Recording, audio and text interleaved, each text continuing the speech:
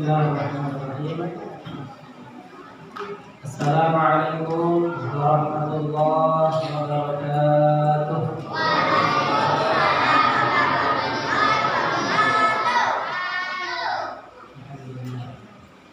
Ibu-ibu yang jawab salam saya doakan semoga masuk surga.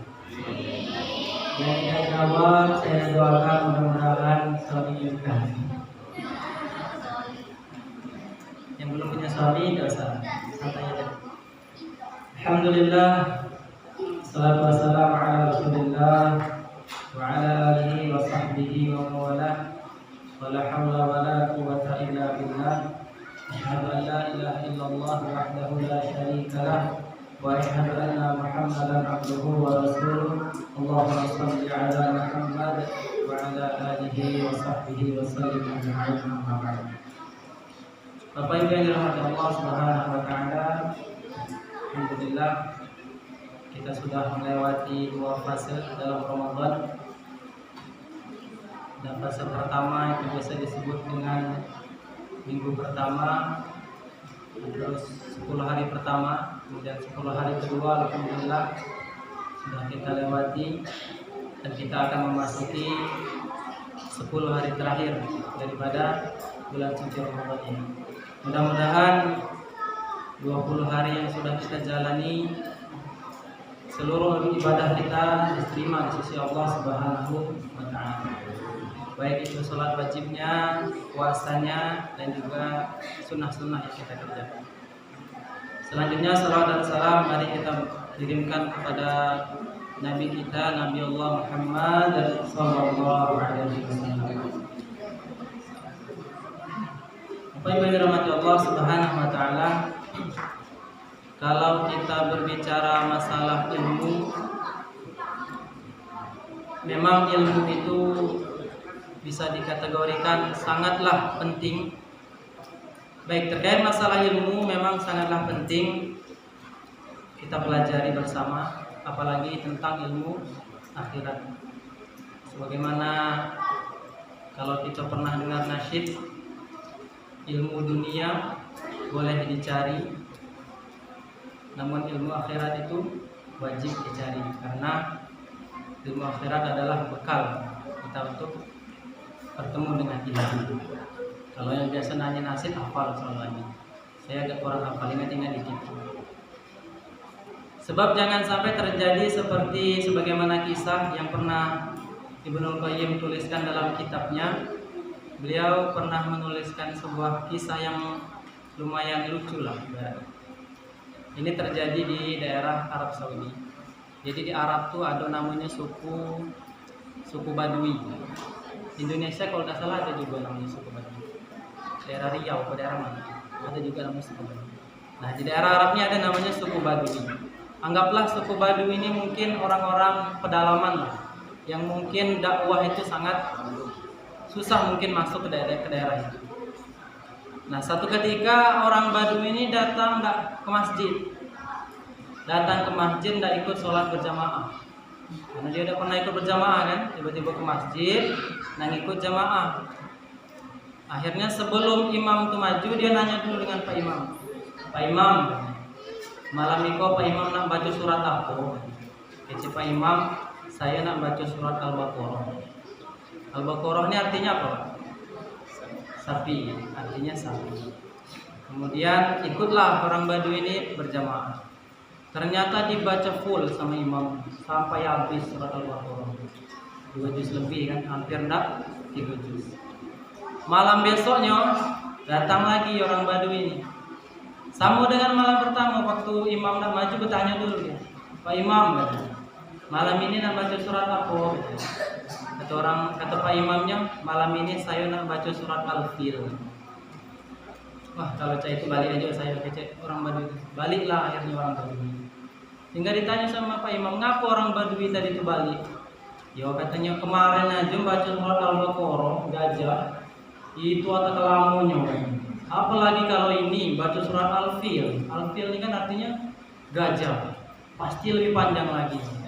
Karena lebih besar gajah daripada sapi. Nah ini karena tidak berilmu tadi. Walaupun orang Arab dia tahu sebenarnya artinya kan, cuma mungkin tidak tahu kalau surah Al-Baqarah itu panjang, kalau surah Al-Fil itu pendek. Padahal cuma berapa ayat. Nah, ternyata setelah ilmu itu memang penting, maka selanjutnya adalah amal. Karenanya dalam pepatah Arab dikatakan al-ilmu bila amalin kasyajaru bila tamarin. Ilmu itu kalau tidak diamalkan seperti pohon tidak ada buahnya. Artinya tidak bermanfaat ilmu yang kita miliki kalau tidak kita amalkan. Namun begitu juga sebaliknya. Kalau kita tidak beramal terus tapi gagal belajar, dikhawatirkan sembarangan di dalam beramal. Makanya ilmu, setelah itu amal, dan amal juga penting, tapi jangan lupa sebelum beramal ilmu terlebih dahulu. Nah, di Ramadan ini kita begitu banyak amalan yang sudah kita lakukan. Apakah itu amalan wajib, apakah itu amalan sunnah. Sudah pertama kita belajar ilmu, kemudian sudah juga kita mengamalkan. Namun ternyata ada yang lebih penting daripada kedua ini.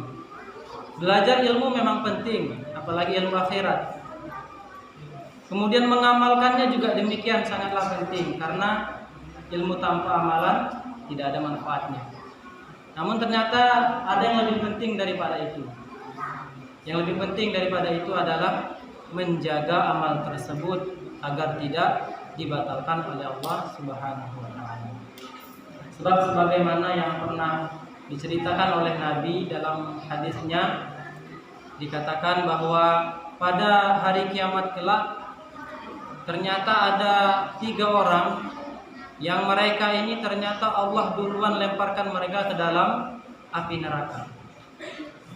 Ternyata di hadis itu tidak Nabi katakan seorang pemabuk yang Allah lemparkan duluan.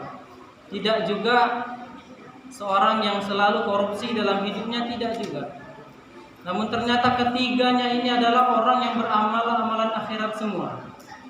Yang pertama adalah orang yang berilmu. Maka ketika Allah tanya kepada orang yang berilmu ini ketika di yaumul qiyamah, wahai fulan, kau gunakan apa ilmu yang sudah aku berikan kepadamu? Kemudian orang ini mengatakan, ya Allah, seluruh ilmu yang telah engkau berikan kepadaku, aku gunakan untuk mengajar orang lain. Aku gunakan untuk mendidik orang lain agar supaya orang lain juga berilmu. Namun apa kata Allah Subhanahu wa taala? Kadzabta, dusta kamu, kata Allah Subhanahu wa taala. Melainkan engkau selama ini menuntut ilmu, engkau menjadi seorang yang cerdas, engkau hanya ingin disebut sebagai ulama. Engkau hanya ingin disebut sebagai orang yang alim atau orang yang pintar dalam ilmu bidangnya. Ini orang yang pertama yang Allah lemparkan ke dalam api neraka. Ternyata orang yang berilmu juga kalau dia tidak hati-hati dengan hatinya, artinya ia mengamalkan suatu ilmu, tidak ia libatkan karena Allah Subhanahu wa taala, ternyata dapat menyebabkan ia Allah lemparkan ke dalam api neraka. Kemudian yang kedua juga demikian. Ketika ditanya apa yang telah engkau lakukan atas segala ilmu yang telah aku berikan, kata Allah, orang ini mengatakan, aku gunakan ilmu Al-Quran yang selama ini aku pelajari untuk mengajari orang membaca Al-Quran, untuk mengajari orang ngerti ya Al-Quran. Kemudian kata Allah, kadzabta, sama dusta. Melainkan engkau mengajar Al-Quran, engkau mendalami Al-Quran, engkau hafal Al-Quran semata-mata karena engkau ingin disebut sebagai qari, sebagai ahli dalam Al-Quran. Artinya sama. Orang yang kedua ini memang dia ahli Al-Quran, namun ternyata ia lupa menjaga hatinya. Akhirnya ia memiliki niat di dalam hatinya ingin disebut oleh orang lain sebagai ahli Al-Quran.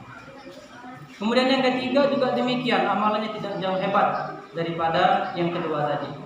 Ketika Allah tanya, engkau gunakan untuk apa kekuatan yang aku berikan kepadamu, harta yang aku berikan kepadamu? Kemudian orang ini mengatakan, ya Allah, aku gunakan seluruh kekuatan yang kau berikan untuk berjihad di jalan Allah Subhanahu wa taala. Padahal berjihad ini adalah amalan yang paling tinggi, amalan yang paling besar pahalanya daripada amalan yang lainnya. Namun ternyata kata Allah juga sama, kata dusta kamu, kata Allah.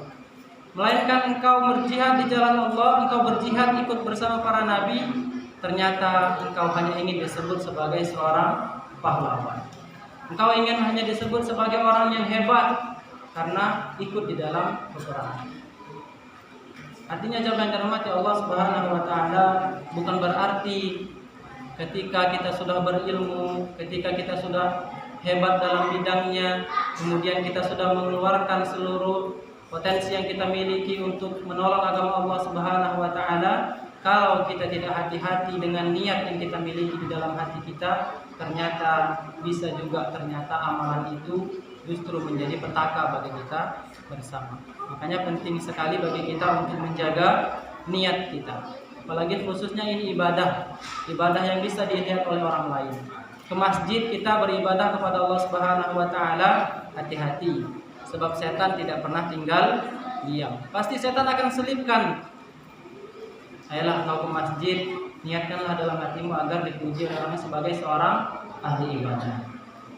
Dia hebat, misalkan punya harta banyak, sedekah terus setiap hari. Jangan dikira setan tidak akan masuk untuk menggoda. Setan juga akan masuk untuk menggoda, mengatakan, niatkanlah dalam hatimu agar supaya engkau disebut sebagai orang yang dermawan. Maka jemaah yang dirahmati Allah Subhanahu wa taala, ini yang pertama yang harus senantiasa kita hati-hati, agar supaya kita terus meluruskan niat kita. Seluruh amalan ibadah yang kita lakukan, apakah itu amalan wajib, apakah itu amalan sunnah, mari sama-sama kita niatkan semuanya karena Allah Subhanahu wa taala. Sebab jangan sampai capek-capek kita beramal di dunia, namun ternyata di akhirat Allah batalkan semua amal kita tersebut hanya karena kita tidak menjaga niat kita karena Allah Subhanahu wa taala. Karenanya di sini setidaknya ada 4 perkara yang ternyata dapat menyebabkan seseorang itu amalnya dibatalkan. Yang pertama itu adalah syirik besar ataupun syirik kecil. Syirik besar sudah sangat jelas. Ketika seseorang itu menyembah selain Allah, maka seluruh amalannya akan dibatalkan oleh Allah Subhanahu wa taala. Kemudian syirik kecil juga demikian. Dan syirik kecil ini ada 2 golongan. Yang pertama itu adalah riya, orang yang beramal namun ternyata ingin dipuji oleh orang lain. Kemudian yang kedua ada yang namanya ujub. Ujub ini selalu merasa lebih hebat daripada orang lain. Selalu dia ketika memiliki satu ilmu, dia memiliki tidak ada yang lebih hebat daripada saya karena memiliki ilmu yang tinggi. Artinya ia selalu merasa lebih baik daripada orang lain. Maka mari kita sama-sama jauhkan diri kita daripada sifat yang pertama riya, ingin dipuji oleh orang lain, atau yang kedua ujub, yakni merasa lebih hebat daripada orang lain. Kemudian yang kedua, di sini dikatakan yang bisa membatalkan pahala kita adalah mengharapkan dunia daripada amal soleh. Amal soleh apapun yang kita kerjakan, jangan sampai kita niatkan untuk dunia. Sholat duha misalkan, kita setiap hari istiqomah melaksanakan sholat duha, minta sama Allah, ya Allah saya sholat duha agar supaya duit saya banyak. Ini kan niatnya sholat duha, namun ternyata dia memiliki tujuan untuk dunia. Bukan tidak boleh punya harta banyak, boleh, dengan catatan jangan dijadikan sholat duha itu sebagai wasilah agar supaya dia mendapatkan harta yang banyak. Kemudian yang ketiga juga yang menyebabkan amalan seseorang dibatalkan oleh Allah Subhanahu wa taala karena melakukan dosa di kala sendirian. Nah, apalagi di zaman sekarang kita punya HP semuanya, ketika berada di kamar tidak ada orang yang mengawasi, maka inilah iman kita bermain. Kalau kita beriman kepada Allah Subhanahu wa taala, maka kita akan menggunakan HP tersebut untuk hal-hal yang baik. Mobil khusus untuk para ibu-ibu atau gadis-gadis biasanya punya HP, jangan sampai digunakan untuk joget depan TikTok. Jangan sampai, karena aurat seorang wanita ketika dia main TikTok joget-joget dilihat oleh manusia banyak, maka dosanya akan mengalir terus selagi video itu masih ada. Ketika video itu ada dilihat terus oleh orang lain, maka otomatis dia akan mendapatkan dosa jariah. Kemudian yang terakhir yang ternyata bisa menyebabkan amal kita dibatalkan oleh Allah Subhanahu wa taala, tidak beriman kepada takdir Allah Subhanahu wa taala. Baik, rahmat Allah Subhanahu wa taala, itu saja mungkin yang bisa disampaikan. Mari sama-sama kita jaga, hindarkan diri kita dari berbagai macam amalan yang ternyata amalan itu bisa menyebabkan amalan kita dibatalkan oleh Allah Subhanahu wa taala. Barangkali demikian. Assalamualaikum warahmatullahi wabarakatuh.